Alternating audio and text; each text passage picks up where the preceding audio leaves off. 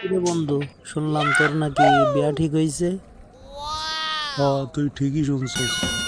আমার বিয়া ঠিক হয়েছে। তোরে দাওয়াত দিলাম, বিয়াতে আইস তুই।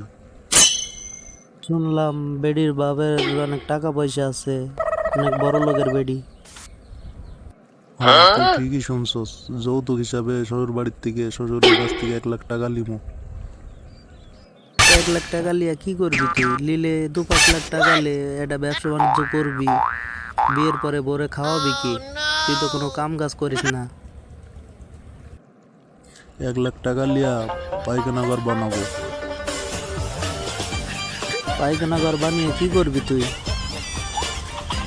বিয়ের পরে বউর সাথে যখন ঝগড়া বাঁধবে, বউ যখন বলবে তুমি আমার বাবার কাছ থেকে 1 লাখ টাকা নিয়েছিলে, তখন বাথরুমের ভিতরে যে বউরে বলবো, দেখ তোর বাবার টাকার পরে আমি মতি। বন্ধু, তোর মতো বন্ধু পাওয়া রে ভাগ্যের ব্যাপার। তোর মাথায় যে এত বুদ্ধি, আমার বিয়ের সময় এত বুদ্ধি ছিল না। তুই আমারে বুদ্ধি দিস না কেন বন্ধু?